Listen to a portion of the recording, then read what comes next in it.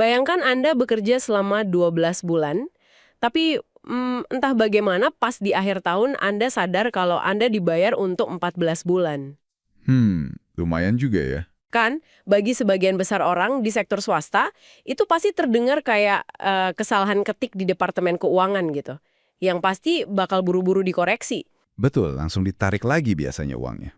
Iya, tapi hari ini, tepat tanggal 1 Mei 2026, ada jutaan aparatur negara di Indonesia yang sedang melihat apa yang tampak kayak sebuah anomali sistem, tapi ternyata itu sangat disengaja dan sangat terstruktur. Sangat terstruktur, betul. Nah, selamat datang di eksplorasi mendalam kita.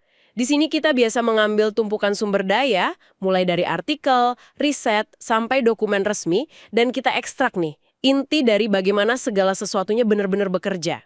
Untuk Anda yang selalu ingin tahu lebih dalam. Ini kita membedah laporan terbaru dari Radar Semarang dan tentunya teks hukum dari Peraturan Pemerintah atau PP nomor 9 tahun 2026.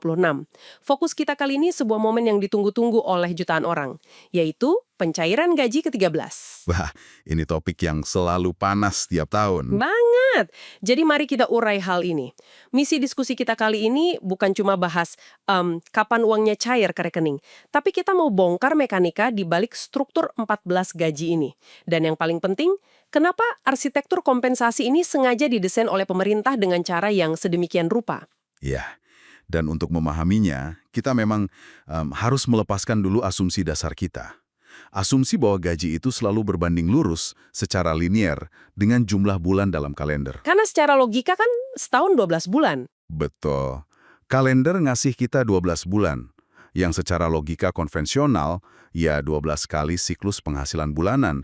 Titik, selesai. Iya. Tapi nah, struktur kompensasi negara ini beroperasi pakai logika yang lebih menyerupai manajemen risiko sosial sebenarnya, bukan sekedar matematika dasar. Manajemen risiko sosial ya.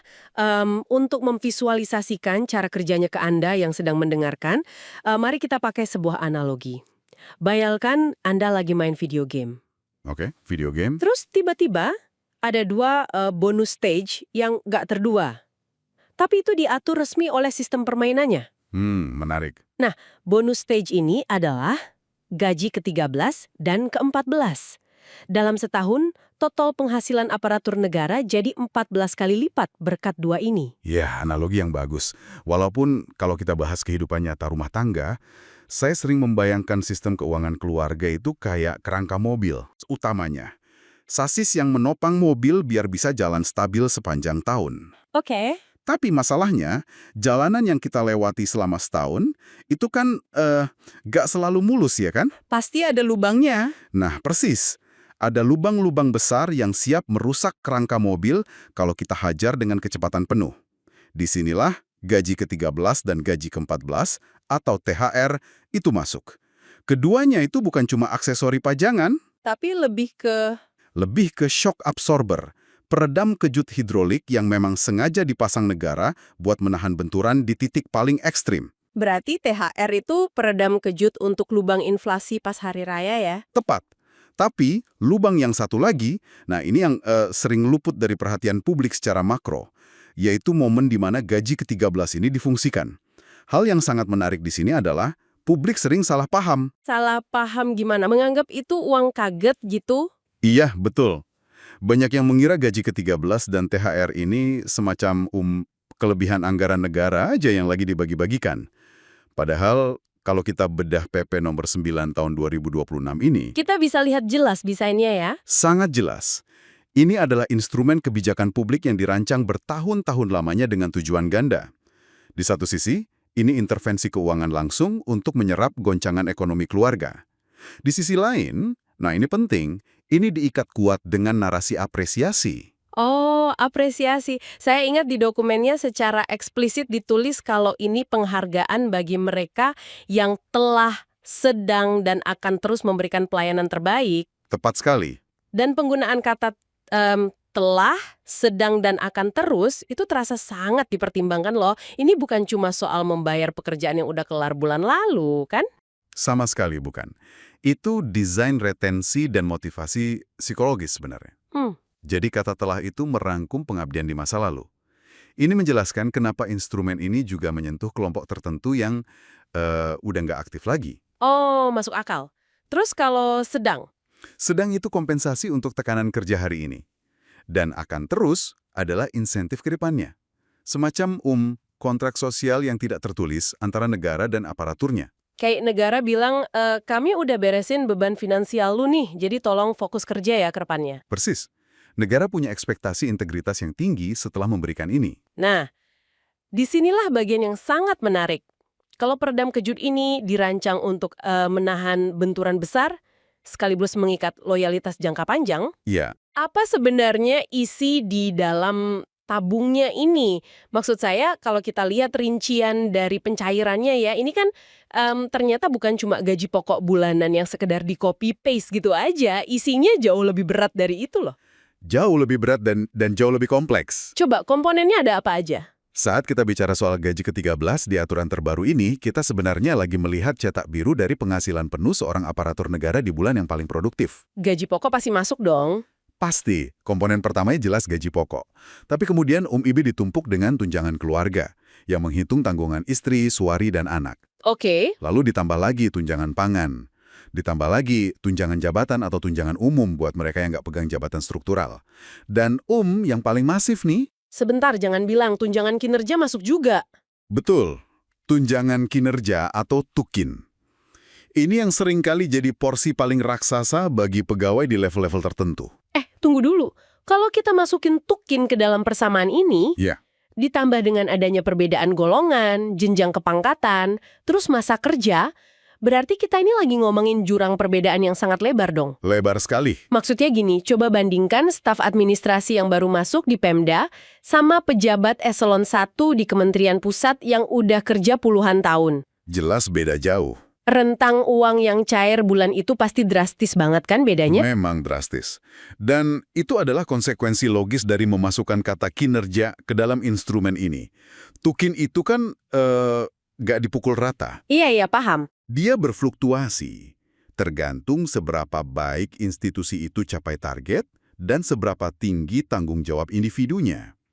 Buat pegawai baru, mungkin nominal gaji ke-13 ini cukuplah buat nambal kebutuhan dasar bulan itu. Tapi buat pejabat senior, Buat pejabat senior dengan grade kinerja yang tinggi, nominalnya bisa menembus puluhan juta rupiah. wow. Karena kan variabel golongan menentukan gaji pokok, dan variabel tanggung jawab struktural yang menentukan besaran tukin.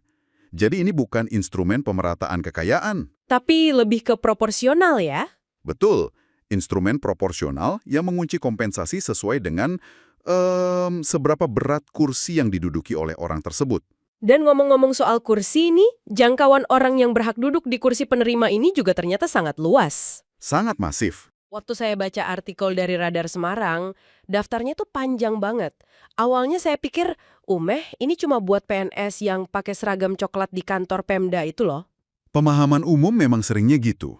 Ternyata payungnya jauh lebih besar. Ya, payung penerimanya ini adalah salah satu operasi distribusi keuangan paling besar yang dilakukan negara.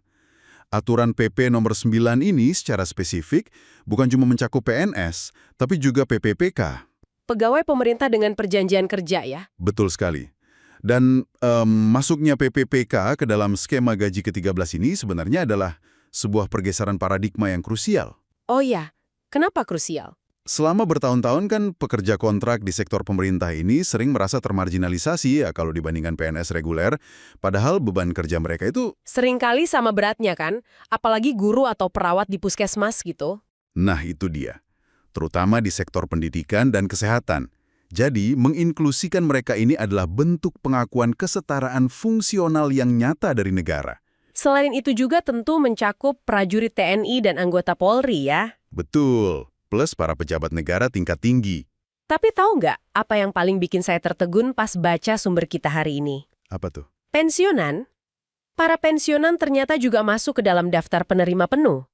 Memasukkan jutaan pensiunan ke pencairan sebesar ini, menurut saya, mengubah dimensi kebijakannya loh.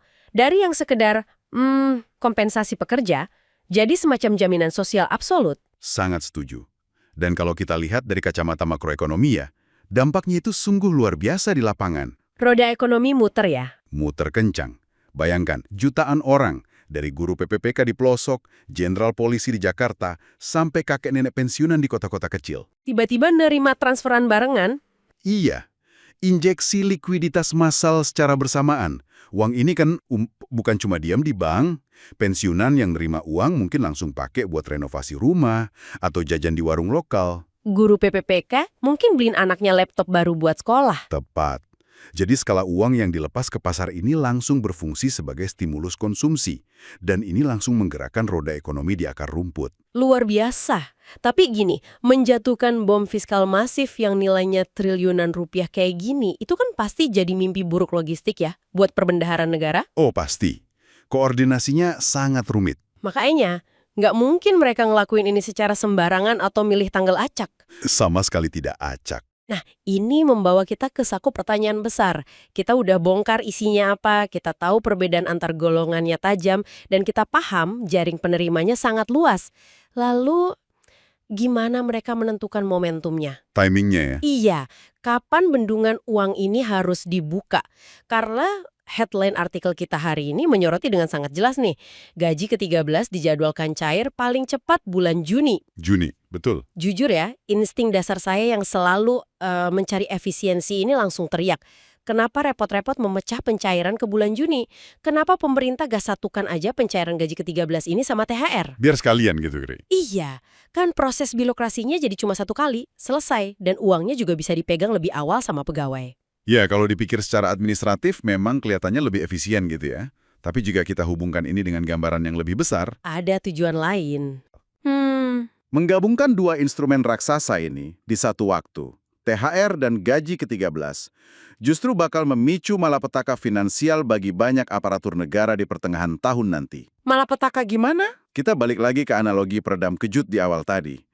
Anda kan nggak mungkin memasang dua peredam kejut di satu ban depan, terus membiarkan ban belakangnya nggak ada peredam sama sekali kan? Oh, mobilnya bakal hancur pas kena lubang berikutnya. Nah, bulan Juni atau Juli itu adalah lubang paling dalam.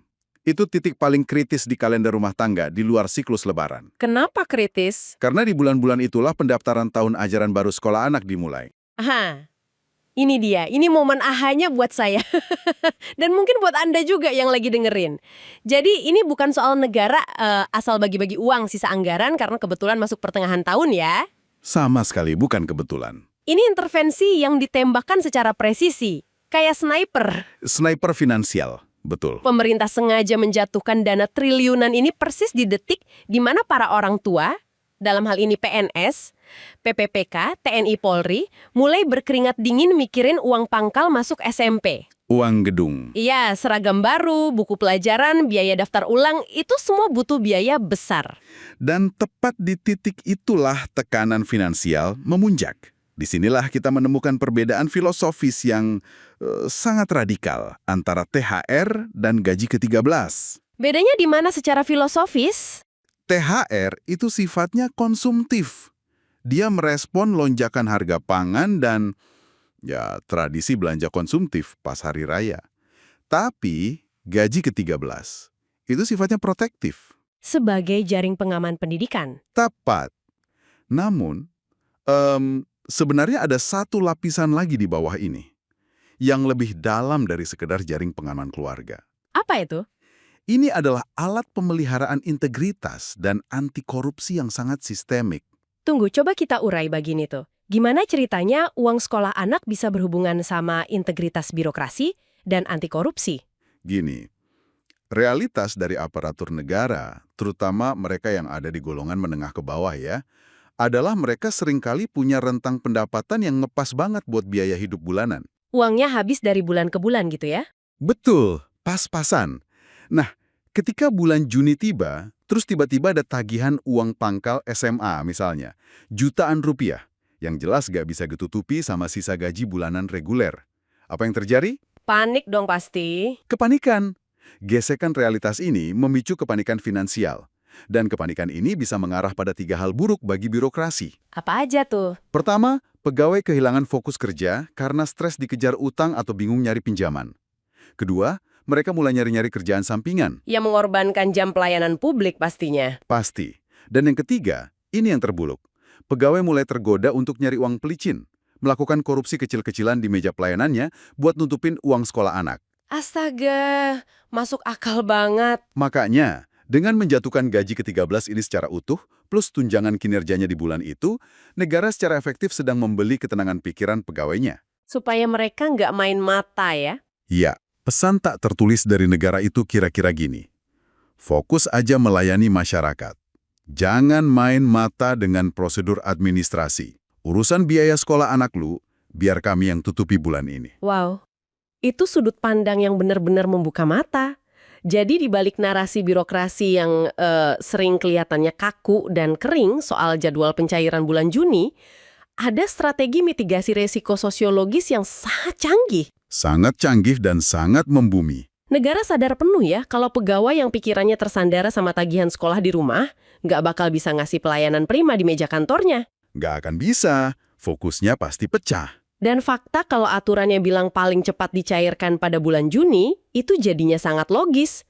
Karena memang di akhir Juni sampai awal Juli itulah arus kas keluarga paling terkuras habis buat kebutuhan transisi ajaran baru. Betul, dan strategi mitigasi ini juga sekalian ngejawab pertanyaan kenapa komponen gaji ke-13 ini dibayarkan semaksimal mungkin tanpa ada potongan tunjangan kinerja. Transisi jenjang ya, misal dari SD ke SMP atau SMP ke SMA, itu kan butuh injeksi modal lumsum, tunai dalam jumlah besar, di depan. Nggak bisa dicicil. Jarang bisa.